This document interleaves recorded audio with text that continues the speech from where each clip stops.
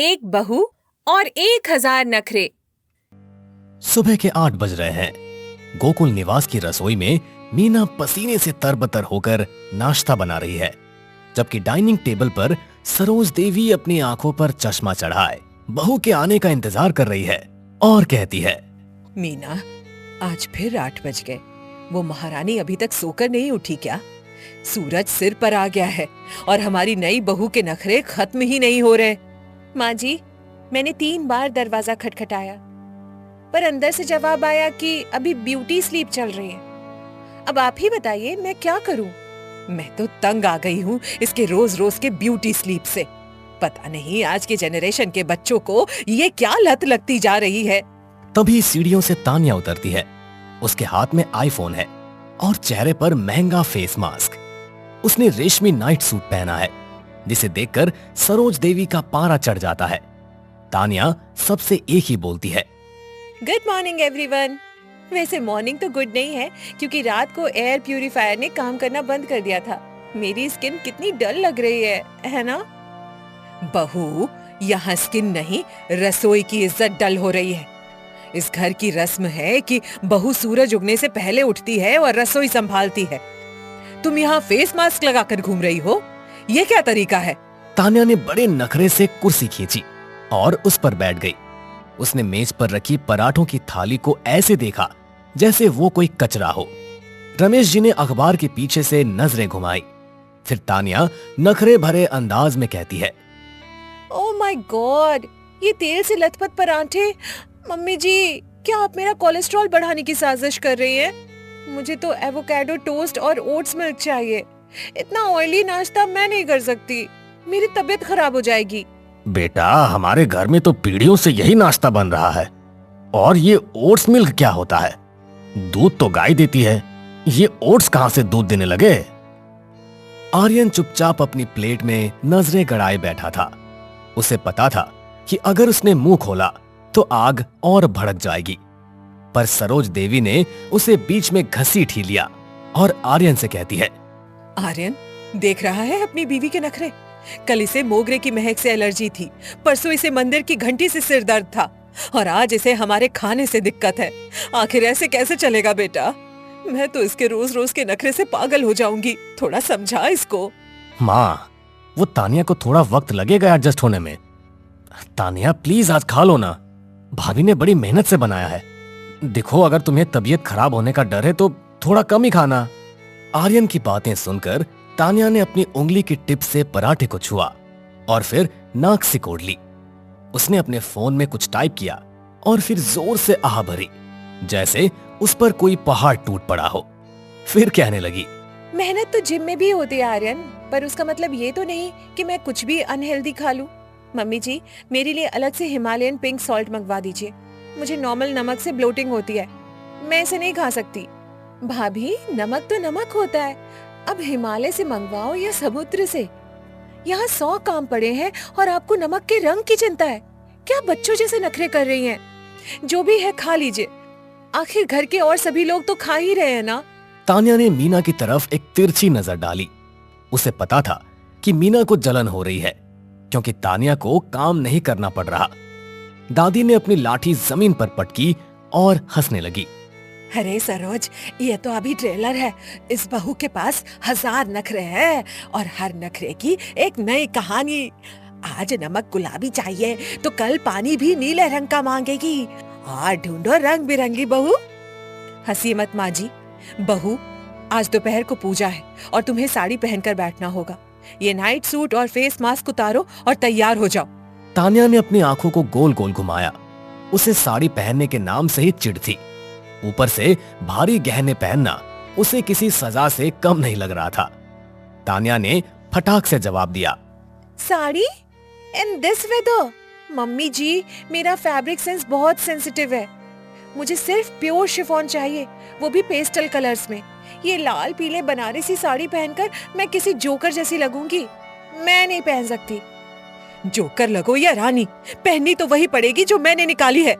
और याद रखना, अगर पूजा में तुम्हारे नखरे शुरू हुए तो मुझसे बुरा कोई नहीं होगा। बहुत हो गई तुम्हारी नौटंकी। तानिया उठी और अपने कमरे की तरफ चल दी, पर जाते जाते उसने एक और बम फोड़ दिया।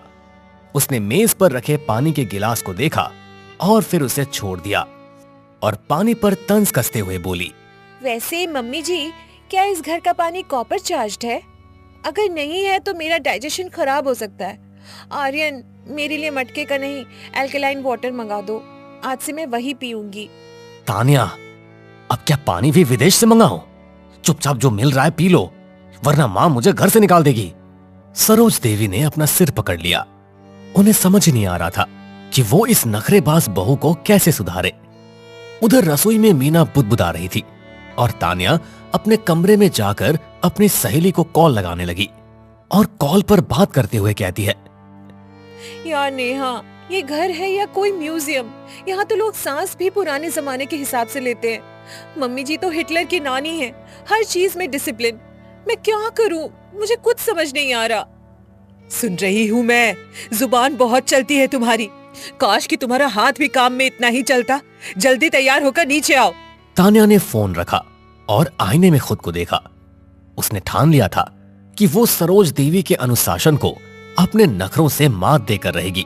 गोकुल निवास की शांति अब पूरी तरह से खत्म हो चुकी थी।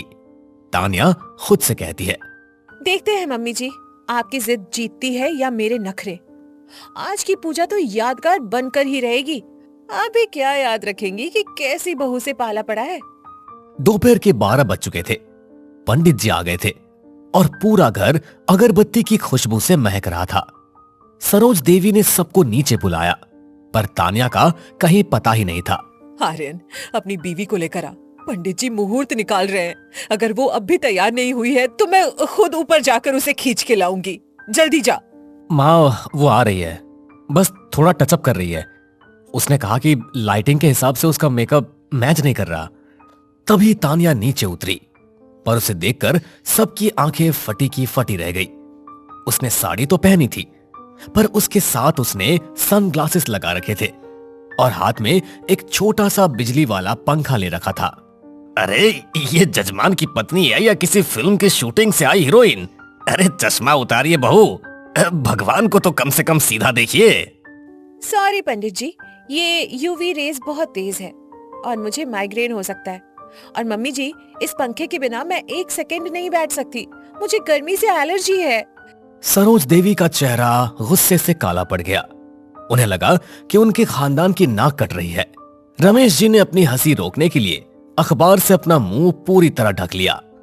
तान्या, ये तमाशा बंद करो और चुपचाप यहाँ बैठो। ये पंखा और चश्मा अभी इसी वक्त हटाओ, वरना मैं भूल जाऊंगी कि तुम इस घर की बहू हो। बहुत हो गया तुम्हारा नाटक। मम्मी जी, रूल्स तो रूल्स होते हैं, पर हेल्थ इज वेल्थ। अगर मैं बेहोश हो गई तो पूजा अधूरी रह जाएगी। फिर मत कहिएगा कि मैंने नखरे किए। मैं कह रही हूँ, जब मुझे दिक्कत है तो आप क्यों नहीं समझ रही हैं? दादी ने ताली बजाई और खिलखिलाकर हंसने लगी। गोकुल निवास में आज परंपरा और नखरों के बीच एक ऐसा दंगल शुरू हुआ था जिसका अंत किसी को पता नहीं था। फिर दादी कहती है, वाह रे मेरी बहू, 1000 नखरे और एक अकेली सास। सरोज, आज तो तू हार गई। इस लड़के ने तो भगवान के सामने भी अपनी शर्त रख दी। अब आगे क्या होगा, अब भगवान ही जाने। थैंक यू दादी, कम से कम आप तो मुझे समझती हैं। अब पंडित जी, मंत्र शुरू कीजिए, पर थोड़ा फास्ट। मुझे 3 बजे अपना स्किन रूटीन फॉलो करना है।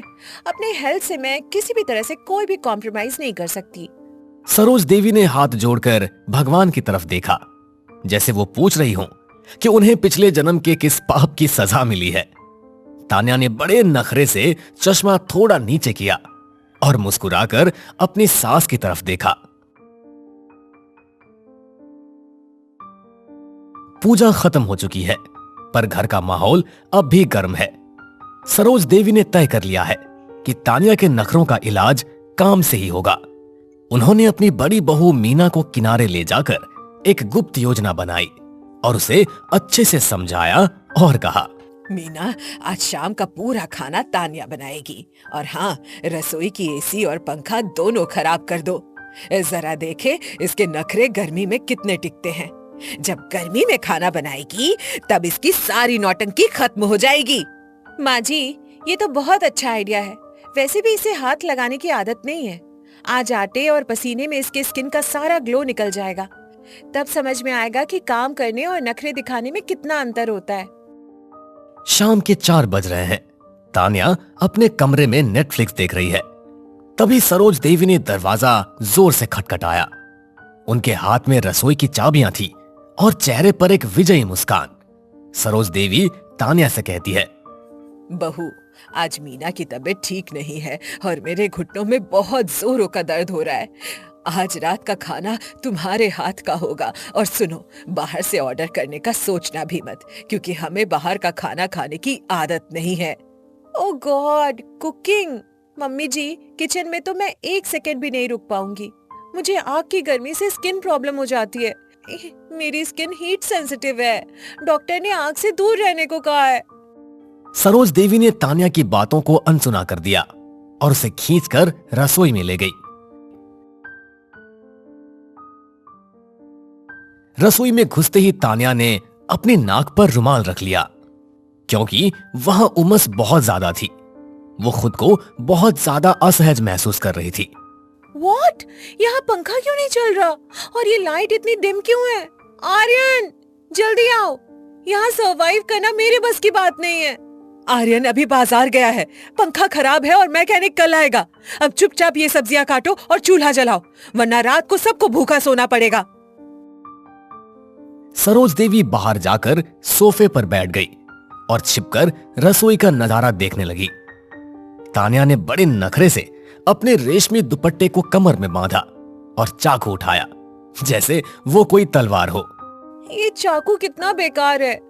और ये प्याज, छी, इसकी स्मेल मेरी नाक में घुस जाएगी। मम्मी जी, क्या हमारे पास टीयर्स फ्री प्याज नहीं है? भाभी, प्याज तो रुलाने के लिए ही होते हैं। जल्दी कीजिए, वरना ससुर जी के आने का वक्त हो जाएगा और उन्हें देर से खाना पसंद नहीं है। अब नखरेबाजी बंद कीजिए। आधे घंटे बाद तान्या का बुरा हाल था। उसका फेस मास्क पसीने से बहकर उसकी गर्दन तक आ गया था। उसने गुस्से में चूल्हा जलाया, पर लाइटर काम नहीं कर रहा था, क्योंकि उसे मीना ने गीला कर दिया था। तान्या परेशान होकर कहती है, हे भगवान, ये लाइटर भी डेड है। क्या इस घर में कुछ भी स्मार्ट नहीं है? मम्मी जी, मुझे माचिस से डर लगता है। इससे विस्फोट हो सकता है। मैं आग कैसे जलाऊं? कोई दिक्कत नहीं है बहू, डरो मत। माचिस जलाओ और रोटियां तवे पर डालो। और हाँ, याद रखना, रोटियां गोल होनी चाहिए, नक्शा नहीं बनाना है। तान्या ने जैसे तैसे आग जलाई और आटा गूंथना शुरू किया। उसने आटे के परत में अपनी उंगलियां डाली और उसे लगा जैसे वो किसी कीचड़ में फंस गई हो। उसके लंबे नाखून आटे से भर गए। तान्या झुंझला कर कहती है, आर्यन, देखो मेरा मैनिक्योर बर्बाद हो गया। मम्मी जी, ये आटा बहुत चिपचिपा है। क्या हम रेडीमेड रोटियां नहीं मंगवा सकते? तान्या, क्या हुआ? रसोई में इतना धुआं क्यों है?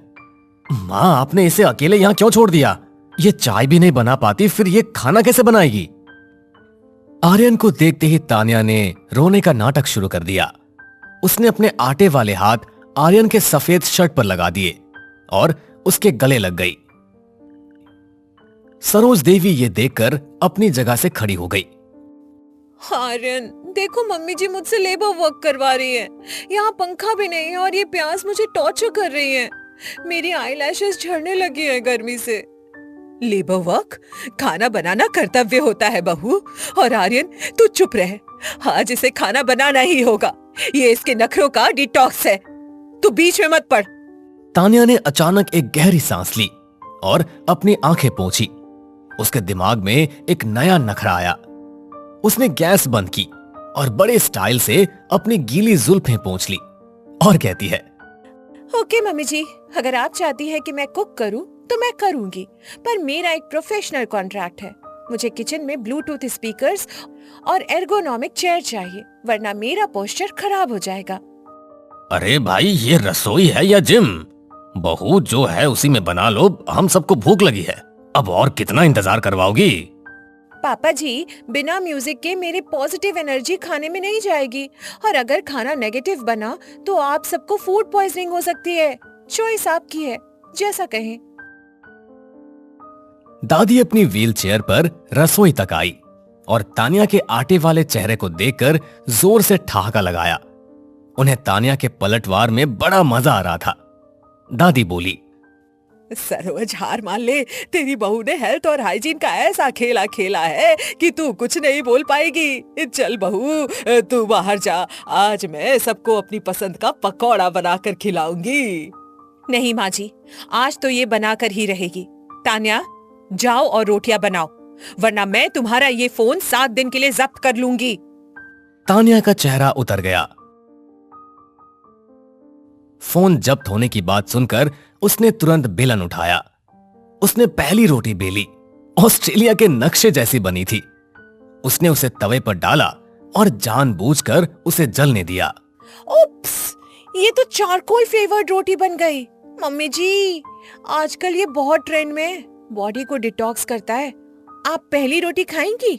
आपको अच्छी लगेगी। ये रोटी है या कोयला? तान्या, तुम जानबूझकर ये सब कर रही हो। मीना, जरा चखो तो ये इसने क्या बनाया है। माँ जी, दाल में नमक की जगह इसने पिसी हुई चीनी डाल दी है। ये कह रही है इसे खट्टा मीठा गुजराती टच दे रही है। पूरा घर तानिया के इस कुकिंग एक्सपेरिमेंट से दहल गया। सरोज देवी समझ गई कि तानिया को काम सिखाना यानी अपने ही पैरों पर कुल्हाड़ी मारना है। तानिया ने बड़े नखरे से अपना हाथ धोया और लोशन लगाने लगी। सॉरी मम्मी जी, मेरी क्रिएटिविटी शायद आप लोगों के टेस्ट से मैच नहीं करती। अब मैं जा रही हूँ अपना फेस वॉश करने, बहुत टैनिंग हो गई है। ओह गॉड। जा, चली जा। मीना, तू ही बना खाना। इस लड़की के 1000 नखरे सहना आसान नहीं है, पर इसके हाथ का खाना खाना मौत को दावत देना है। तानिया मुस्कुराती हुई अपने कमरे की तरफ चली गई और आर्यन को आंख मार दी। आर्यन ने राहत की सांस ली। सरोज देवी रसोई की चौखट पर माथा पकड़कर बैठ गई, जबकि दादी और रमेश जी दबे पांव हंस रहे थे।